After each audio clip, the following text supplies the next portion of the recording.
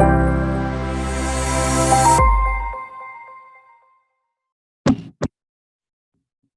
evening. Welcome to the regularly scheduled meeting of the Jefferson County Board of Education on Monday, August 8th. If you'd please join us for the pledge. I pledge allegiance to the flag of the United States of America and to the republic for which it stands, one nation, under God, indivisible, with liberty and justice for all.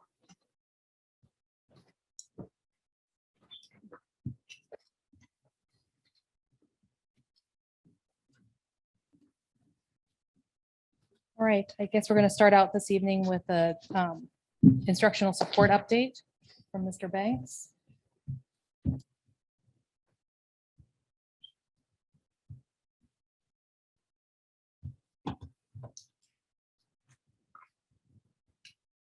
Good evening. Good evening. I have a few updates for you tonight. We'll start off with our new employee orientation. Encourage any of you to stop in tomorrow. It's at the Transportation Department, begins at 8:30. It's going to be 2 days, tomorrow and Wednesday. And of course, the chamber luncheon is on Wednesday at Locust Hill. I just wanted to briefly run through the agenda. And also wanted to tell you how this was developed. I think I spoke to this a little bit earlier in the year, but we had a couple different committees that met to talk about what our new teachers need, not just new teachers, but also long-term substitute teachers. And we heard from new teachers, we heard from veteran teachers, and we broke it down into what do they need to know before they go walk into the building. What are those most important things? So what we tried to do was break that down into those things and include those in the new teacher orientation. But you also have to be very cautious as to not overwhelm. So we don't want them to walk away going, oh my gosh, where do I start?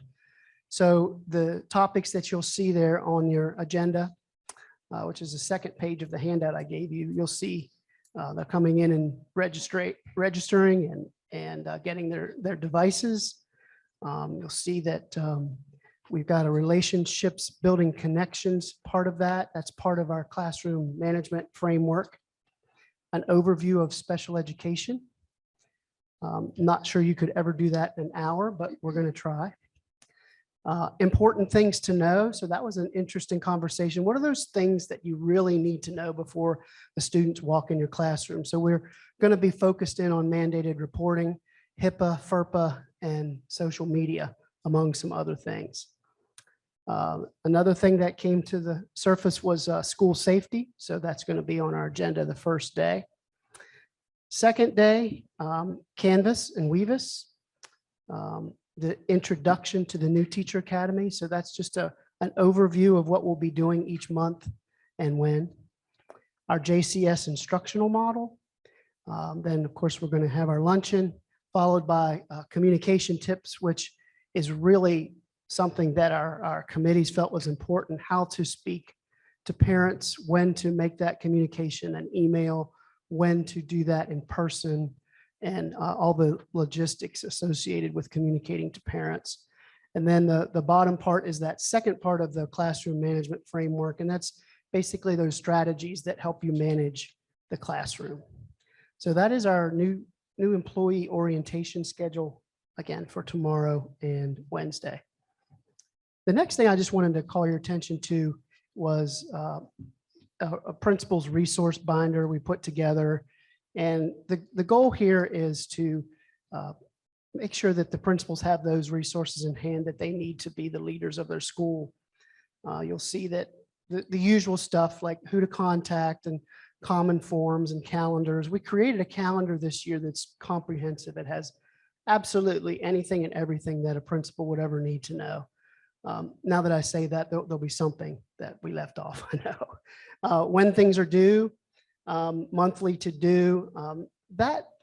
What I included in there are blank calendars for principals, because what I want them to do is begin to write down each month what they do. So August is here, jot down what you did in August. And then when you come back to August next year, you won't need to have those reminders. And we're going to populate that also with county things that might be due in August. So it's kind of a game plan, so to speak, for the year and what things are due and when. Leadership expectations that we reviewed last week at our Leadership Academy.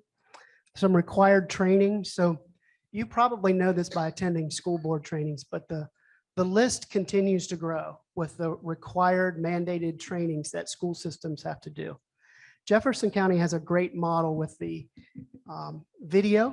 Our employees watch a video that encompasses most of those required trainings, but some of those are, in most recent years, especially even more important. So we've included a few of those for the principals to do in person, and at the top of the list is mandated reporting.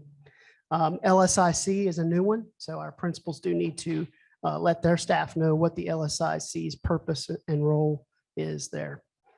In addition to that, they always have to do the evaluation training. Assignments, so where our coach is going to be assigned, various employees.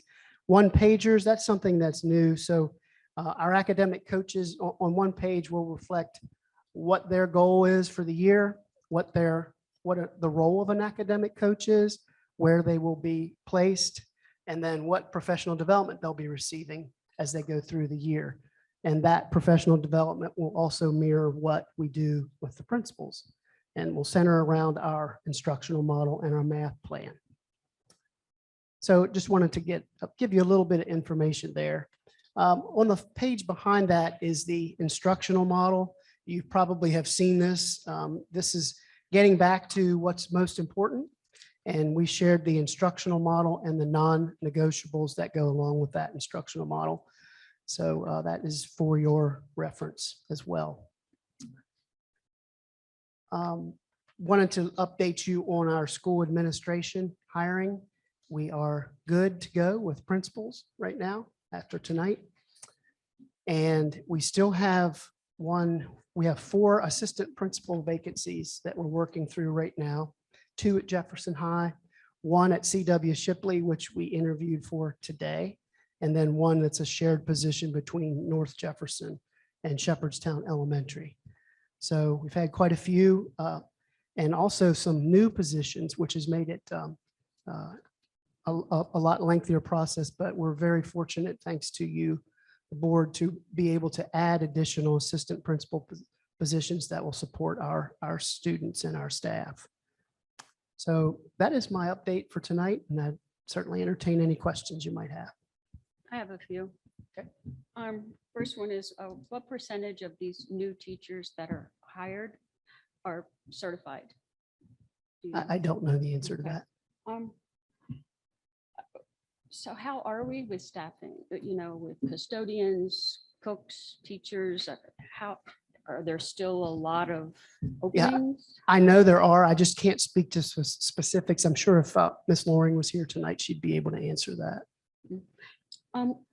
So I noticed that other counties are posting until filled. Is there a law that, that says we can't do that? Because it seems like some of these positions are posted for 5 days and then they disappear. I don't know what's going on, and I'm not watching every day, but I guess that's another question you can't answer. That would be an HR question as Okay, well. well, so the badging, it's my understanding that teachers or employees need 18 of these credits or badges in order to be financially compensated. Is that Are you correct? speaking to the micro credentialing Yeah. program? Mhm. Yes. But there's only been like 3 that are available. It sounds like they're not ready to be taken advantage of. I don't know the specifics on that either. Can I bring this over to you? Yeah, let's do that. Thank you very much. Thanks for accommodating me. So to go back to your earlier questions, we can certainly at the next board meeting bring you fill rates for all of our positions and the credentialing rates of those comparable to where other school systems are at. I feel like we're in a pretty good place. There are staffing shortages all over certainly in every industry and certainly in teaching in particular. As far as the micro-credentialing program, the program that the board generously approved for recruitment and retention has 6 separate courses. Each one of those courses, each course qualifies the employee for a $500 payment for completion of that course. So they can earn up to $3,000 additional dollars for those. Those courses, we are rolling them out. We have committees that are reviewing each one of them as they're done and putting them online for folks. So all 6 of those, as we committed to, will be available for staff to go through and earn those during the year. When will they be available? So I can get you the deployment schedule. I don't have it Oh, in front of but me. The it'll be deployment like schedule when for they- all 6 of them. It's not that, they have to wait a whole year. Oh, no, we already actually, I know the first 2 have already gone through the approval process for the committee. I don't know where all the rest of them are, but they've been created. And then we wanted our committees to look at them and to go through and to say, yes, I think this is good. No, I think you need to change this. We talked about getting a lot of canned ones. And I will say at the end of the day, and we'd had this discussion before, particularly if we're going to spend that kind of money, $3,000 an employee is no joke. We would rather do few of them and do them very well and make sure that we have quality control before we start adding to them. So that was our thought process behind it. I have another question. So some of the teachers feel that they're being forced to sub. They appreciate the extra pay, but the thought was maybe we could raise the pay for subs so that we could get more subs so that we're not dependent on teachers continuously giving up their planning time, especially at some of these schools where there seems to be a lot of openings. Yes, ma'am. But is that a possibility of? Certainly, that is a possibility if the board would like to explore that. One of the things that we can do, we focused very much on with that recruitment and retention. A lot of that was getting people to come here for permanent positions and fill them and keeping the people that we have.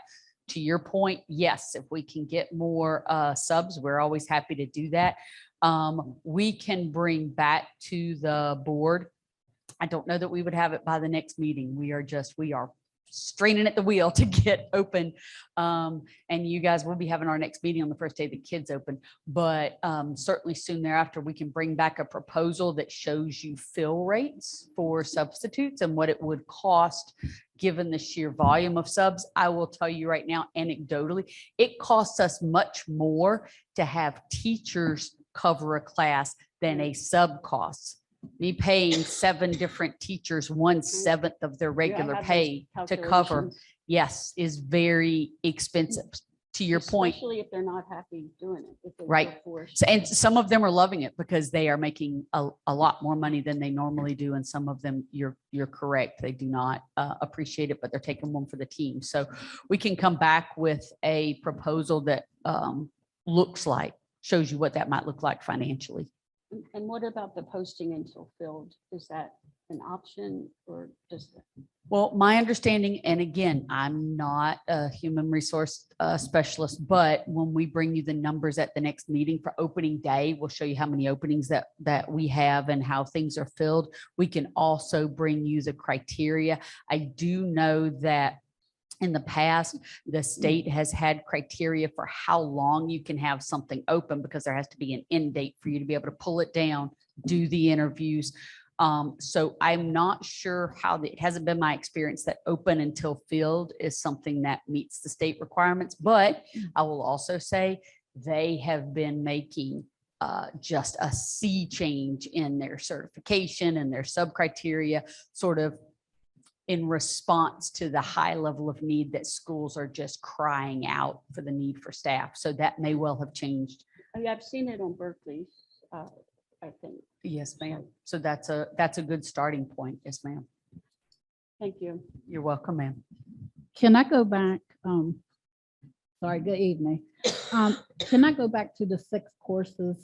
that Yes, ma'am. you Talked about, please. So, do we have a breakdown or a list of the 6 courses? Yes, ma'am. Yes, ma'am, we do. I can post that out to all of you for the content areas for all of those. We polled the staff and asked them what areas that they wanted to have the information in.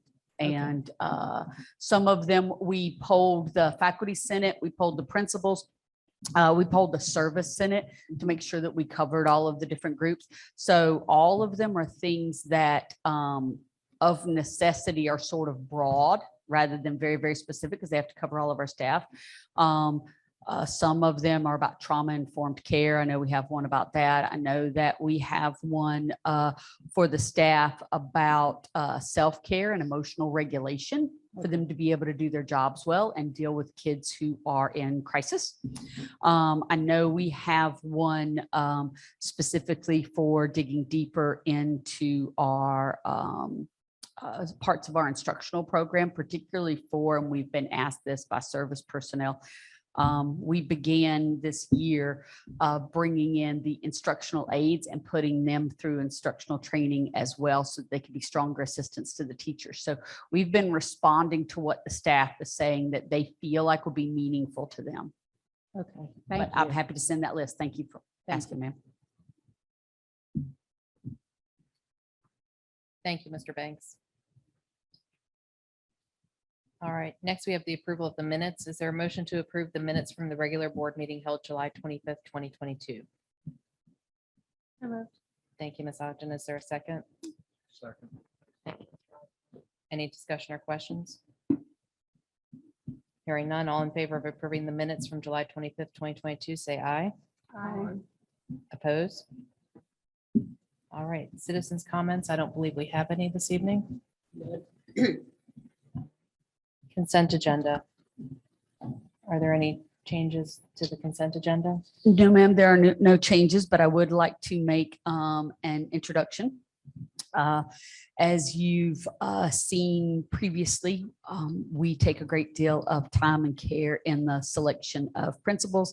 Again, I've described the process here before that includes service personnel, parents, and the community teachers. And we require unanimous consent. And we were very blessed this time in selection of a new principal for Shepherdstown Elementary for my recommendation to you. So I would like to introduce to you Mr. Scott Campbell. Mr. Campbell, one of the great things that we love is to have someone who is local here. And Mr. Campbell grew up here in Shepherdstown. Actually, I think he grew up right down the road from Hans Vogel, which is not necessarily I don't know about an endorsement that is, but I think they may have gotten into trouble a time or two together. But someone who understands the local community and has lived here, someone who's taken the time to educate themselves. He has 2 separate bachelor's degrees, one from WVU in public relations. Again, what's that? You and Hans, what's up with that? Another bachelor's degree in health and PE, and then a master's degree from Wheeling Jesuit in educational administration.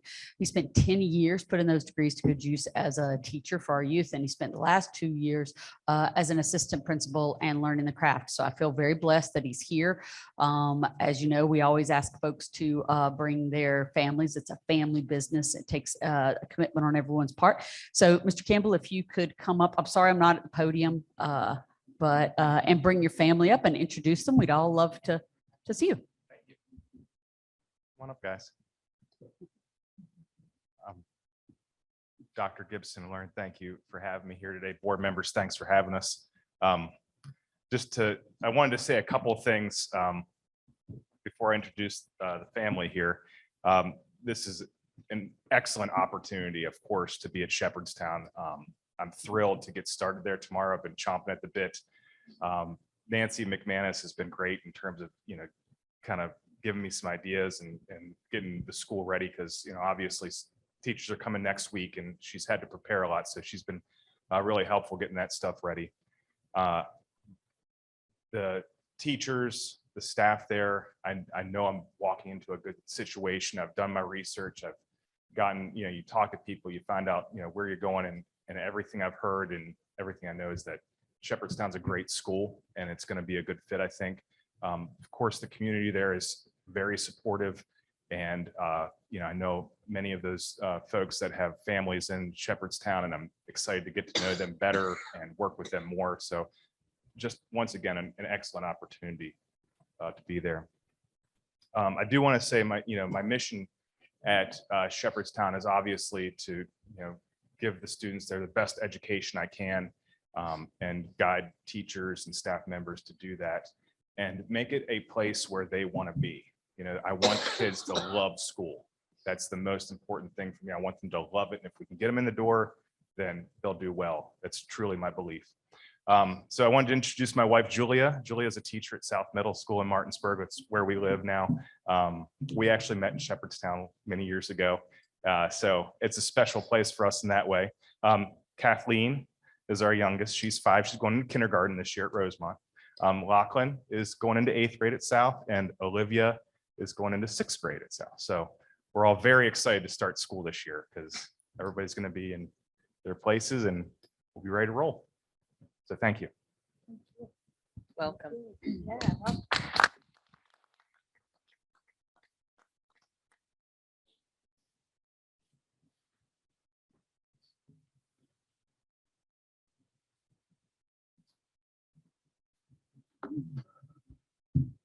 And no other changes?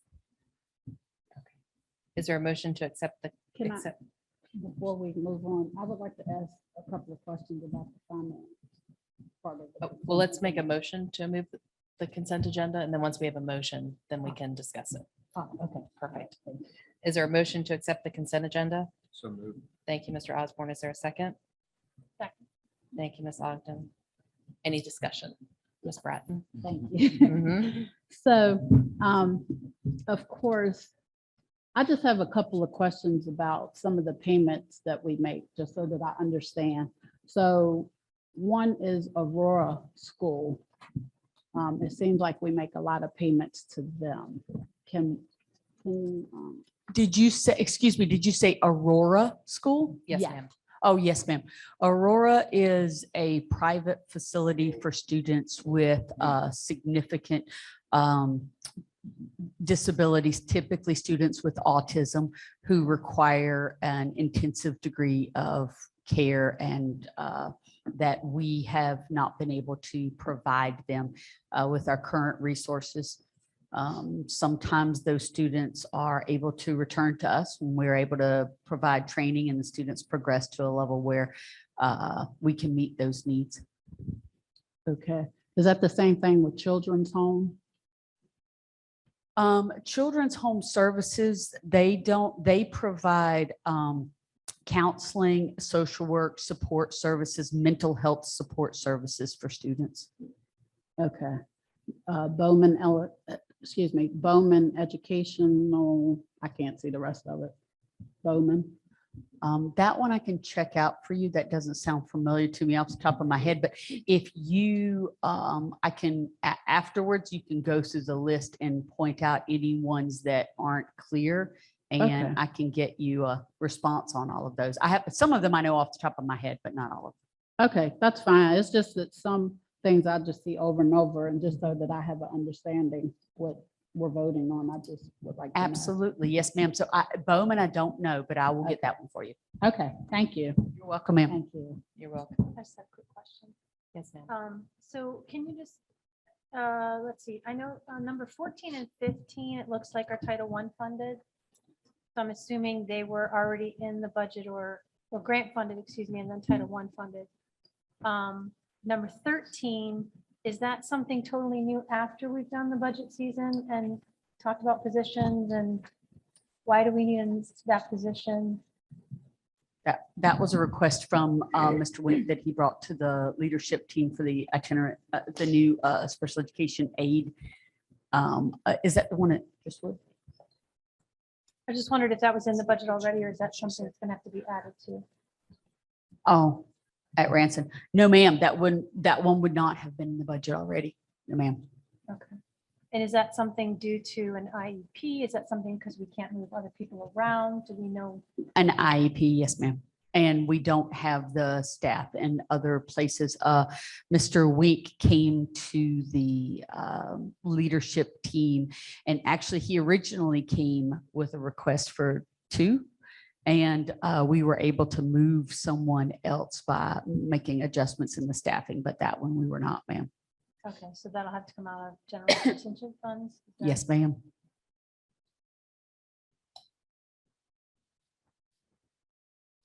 All right, any other questions or discussion? Hearing none, all in favor of the consent agenda, say aye. Aye. Opposed? Thank you. All right, unfinished business, there is none. New business, action on approval of McCormick grant recommendations.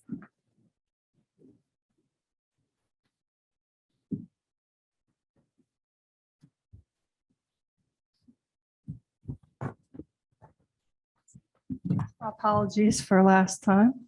I did pull in at 6:45.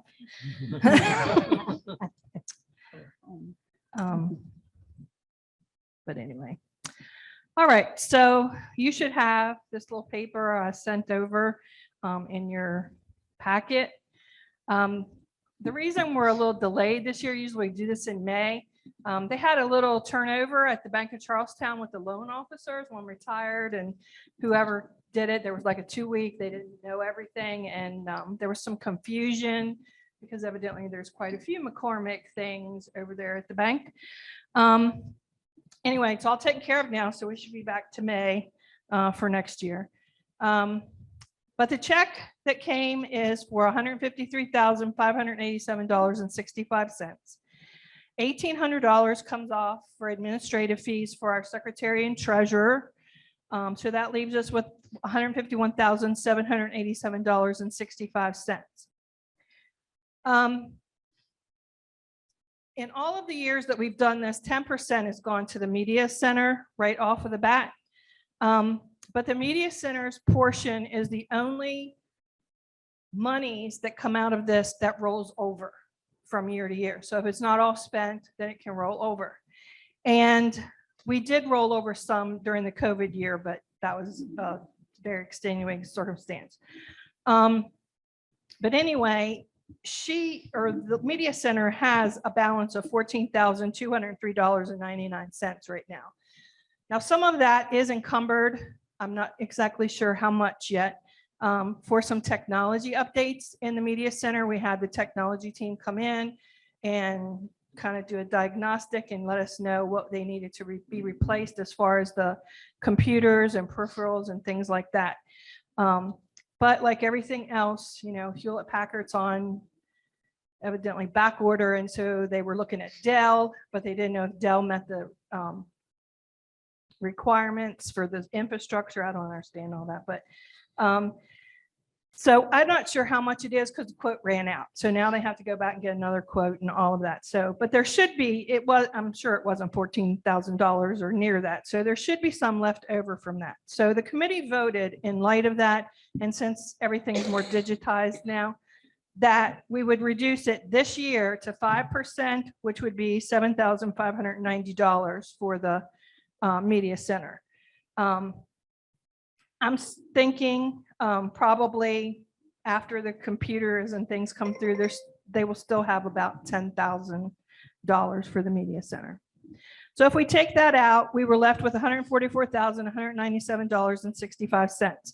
And if you look at the totals, you can see that the total amount requested did not exceed that or even meet it, but that's not what we go by. We have criteria to go through, but we are recommending all of them be approved except for Glenda Eisenhart, the $8,000 for carts and storage for art supplies. And it was denied for 2 reasons. One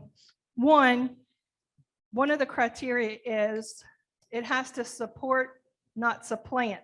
And so in keeping with that notion, everyone who applies has to go through the board to make sure there's not money available for it. And she didn't do that. The other thing, it wasn't, what she was asking for was more of a cart rather than educational supplies. And I just want to give a little caveat. We have recommended carts before, or storage cabinets or something like that. But it was usually to house things that McCormick was buying. My best example I can give you is music for the vocal music department.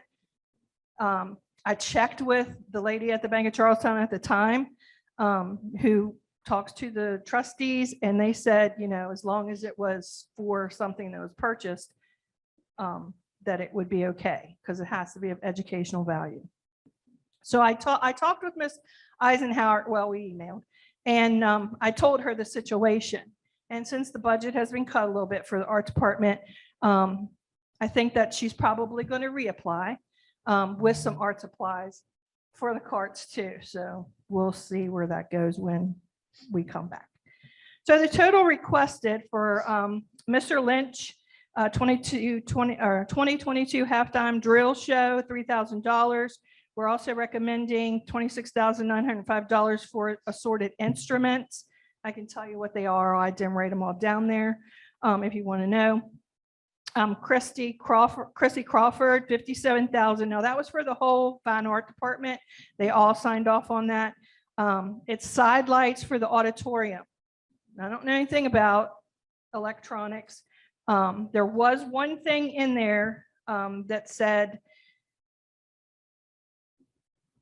they would need some kind of updates or something, certain voltages or whatever. So, but they've done a lot of things in the library. This, I forget what the side par lights, I think is what it's called. They've worked with Jefferson County Schools before, so to update things in the library that McCormick has funded. So, also for Chrissy Crawford, $7,500 for dance class supplies, materials, equipment, and choreography. Also $9,000 for Chrissy for the Charisma Dance Ensemble supplies, materials, equipment, and choreography. Hannah Covington Myers is a vocal music teacher, $15,000 for show choir competition, choreography, arranging, costuming, and set design. And that all comes to a total that we're recommending for approval of $118,405. Now, last year, we did vote to retain $4,000 of residual money that we had left over in the account to act as a buffer for overage costs, which, in this day and age, that happens every day. Shipping and handling, et cetera, if they don't heed the warnings to please include shipping and handling if it's there. So we did have $6,000, $258.38 left over from last year's money. So we're still wanting to do the $4,000 as a buffer.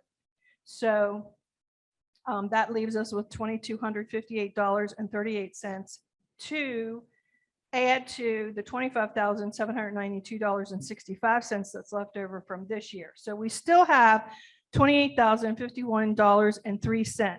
And we did open them back up, the grants, after we met. And so people in the summertime, if they wanted to put in, I've already had people talk to me about what they wanted. And then we will also send it out again when they get back to school for the new teachers if they want to. And it will be due by the end of September. So I'll probably be back in October.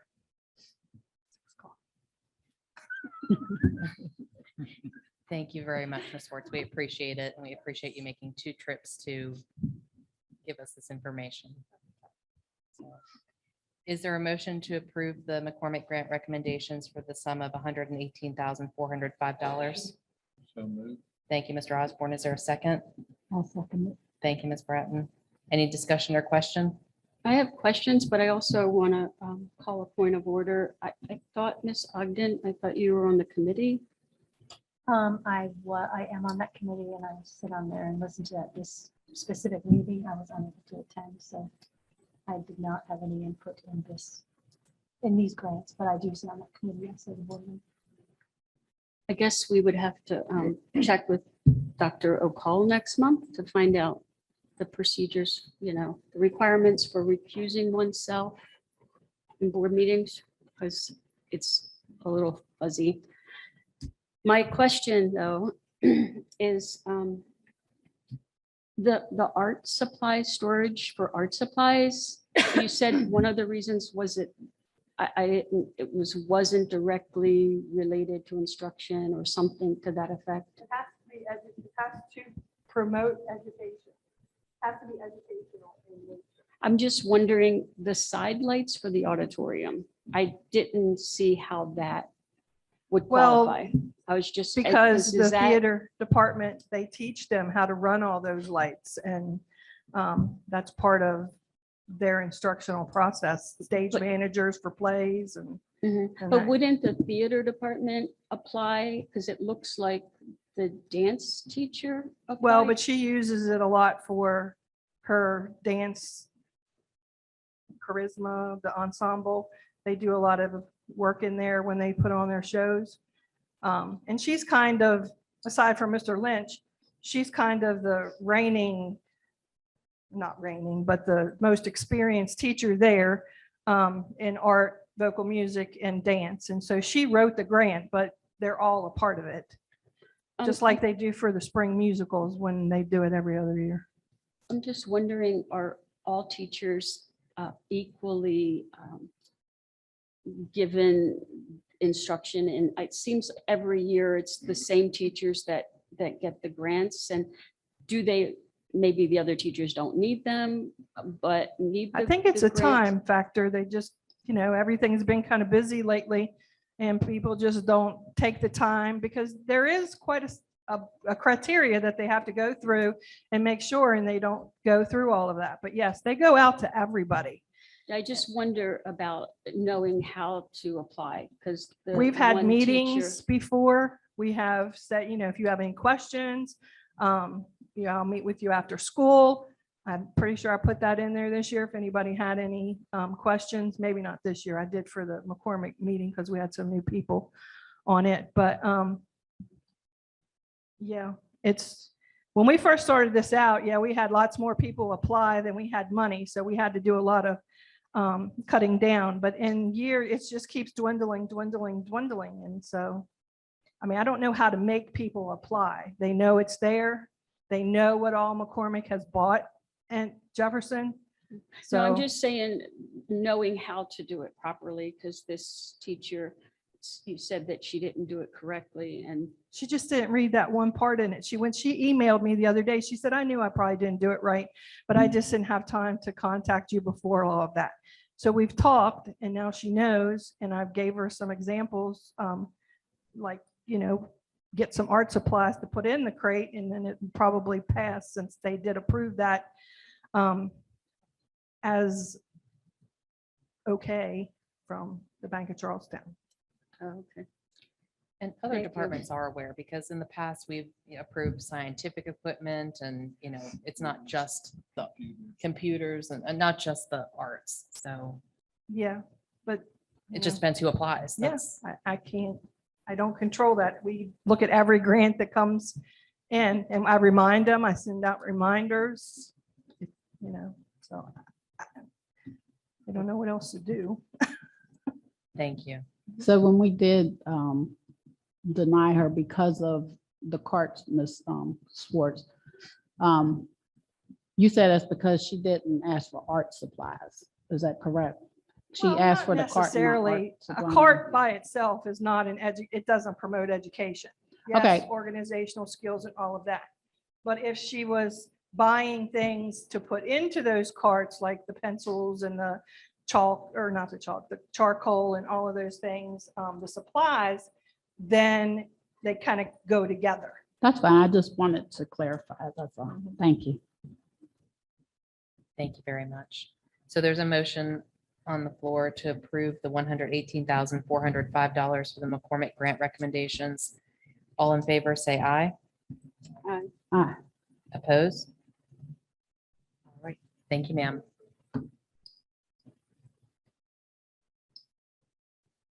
All right, next up, we have request approval to bid sound systems for the Jefferson High School and Washington High School football stadiums. Good evening. Good evening. We would like to go out for an RFP to replace aging and end-of-life equipment in both football stadiums. And this RFP, or request for proposal, does have a partnership with it. Delegate Wayne Clark and Delegate Paul Espinoza have provided some funding so that they can pair with us with this RFP in order to make this happen. So tonight I asked the board to approve the sound system RFP for both high school football stadiums. Thank you. Is there a motion to approve to bid the sound systems for Jefferson and Washington football stadiums? Thank you, Ms. Ogden. Is there a second? Thank you, Mr. Osborne. Any questions? All in favor, say aye. Aye. Opposed? Thank you, ma'am. Thank you. All right, next we have action on approval of curricular change request.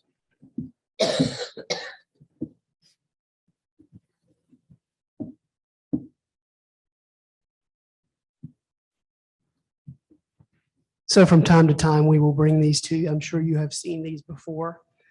Sometimes it's due to a state change. Sometimes it's due to a change in the program of studies or a new course that we might be adding. But I'll turn it over to Mr. Webb, who's here to give you some more details. Thank you. Good evening. I'm not sure the order you have, but the first course that I'll talk about is test strategies. This is a dual enrollment course in conjunction with the Grow Your Own program. So this program is going to be offered in the spring of this coming year through Blue Ridge Technical Center. And the basis of this course is to help our students get through the core praxis test. As you may know, is one of the major obstacles for teachers going through the teaching program at Shepherd. So this course is a dual enrollment course for that. It'll be a local code. And the second course, this year, the West Virginia State Department of Education deleted 2 courses from our CTE offerings. First one is fashion design, and the second one is interior design. This is a local course code that will combine the 2 courses. They're both heavily used at both Jefferson and Washington, and it combines a lot of the standards from both courses into one single course at each high school. Is there a motion to approve the curricular change request? So moved. Thank you, Mr. Osborne. Is there a second? Second. Thank you, Ms. Ogden. Any questions or discussion? I have a question. I'm just trying to understand what part Blue Ridge, you tell Blue Ridge what you need and they provide it. Is that how it works? So with the Grow Your Own program, our students will be taking college level courses at Blue Ridge Community Center. And for us to give credit for high school courses as well, the dual enrollment part, we also have to have a course code Okay. through the Department of Education. So this allows us to have a course code to tie into it so the students can receive credit for that course. Thank you. Any other questions? All right. All in favor of approving the curricular change request, say aye. Aye. Opposed? All right. Thank you very much.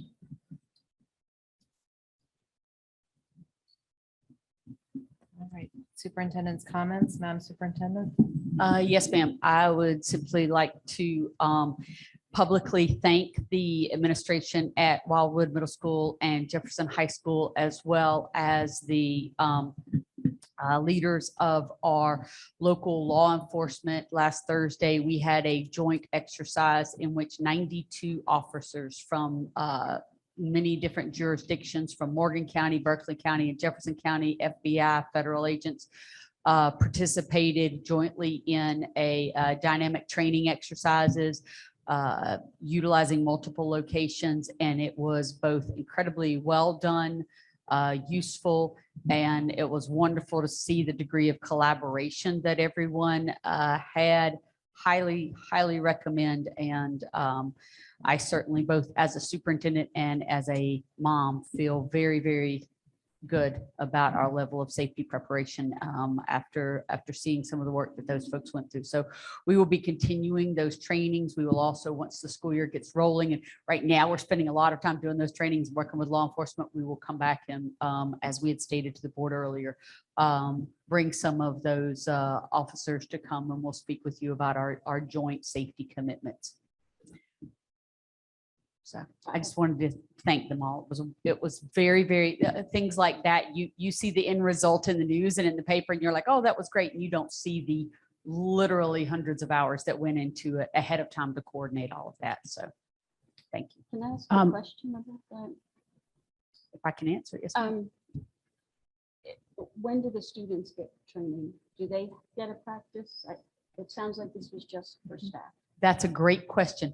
One of the things that we spent a lot of time discussing was if you've ever been through one of those live fire trainings, even adults who know that it's coming and they know what it's for, can oftentimes, they are surprised at how traumatizing it is. It triggers an enormous amount of emotion. And one of the things that we've been talking about is how do we prepare kids without inducing trauma through the preparation? So, and I have to give a shout out to Jeff Caesar, who his wife is a teacher here. He's in the FBI. And one of the things that he's working on with Brandon is we're introducing for students. We already have fire drills. We have safety drills. We are introducing a dynamic component where we're having a flagging system where essentially you have sort of this orange flag system set up, and that flag represents something that you can't go through, you can't go to. It is a danger to you somehow. And so we move it around when they do the different drills to teach children that whatever that obstacle is, you have to be prepared to make decisions and go out a different way and do things differently. Sometimes that could be a fire. It could be someone having a mental health episode. It could be someone who's having a grand mal seizure and we need to clear the way for ambulances and things. So it doesn't necessarily mean active shooter. It's a dynamic way to prepare them for a changing threat without introducing that fear factor to them. So yes, ma'am, they will be participating in that, just not the same way as the adults. Thank you. You're welcome. So, yes, ma'am. So, with the safety mechanism, is there going to be like, locks installed in the schools where if something happens, the school's automatically locked down, where the classroom doors locked, where people can't, if you do have an active shooter, they can't get into the classrooms? Or Well, we have anything like a that? number of different locking mechanisms, and I'm hedging a little bit because both our safety committee, local emergency services, local police, they very much do not like to have detailed discussions about what safety mechanisms are in the schools, because they feel like that is information that could be utilized by someone trying to circumvent them. So how about, I will say this, we all of our schools have locked entry points, right? Where you have to be badged or admitted, Right. and then a holding place. right, We do have other mechanisms, but what I would like to do is defer until law enforcement is here to like answer those questions and what they Okay. feel comfortable conveying. Yes, okay, ma'am. that's fine. Because as a parent, now I'm not speaking as a board member, I'm speaking as a parent. I would like to know what we have in our schools to keep our, students safe in case something does go on, especially since the children haven't really been trained yet, and you said they will be, on really what to do if you have a case of an active shooter. Of course, we've been doing fire drills forever and a day, and tornado drills and different things, but this is a whole new thing to, our youth and to us as parents, as us as public. So that's my only concern, but thank you. Yes, ma'am. Oh, you're welcome, ma'am. Oh, one more thing. Yes, ma'am. Will the board be, will we get an invitation to join the meetings Uh, with that you're Are you talking joining? about attending one of the drills? Yes, attending the drills. Certainly, if the board would like to attend. What we do not have is we do not have folks go and observe the drills. Even when we were having those drills, the only people in the building were people who were actively participating in the situation to make it as realistic as possible. You don't usually have people standing around outside like observing it. Right. So, but we have a schedule with all of the schools and the dates that they're participating on the drills. Okay. And I can send that to the board, and you could sign up to go in there as a staff person and say you were there for the day serving as a staff person, and how you would participate in there. Certainly, ma'am, we can do that. Okay, thank you. You're welcome, ma'am. Thank you, and good luck over the next 2 weeks because school starts in 2 weeks. ma'am, school does start in 2 weeks and it's actually, it's a glorious time. It really, really is. It's the first time in 3 years where we're going to be welcoming folks back. On Monday, we're emptying out the central office and going and greeting all of the teachers coming back in, welcoming them back, and service personnel. And then I'd sent to the board the notice first day of school. We'll be out welcoming back kids, and hopefully into the most positive atmosphere we've seen in some time. So I'm looking forward to it. Well, thank you.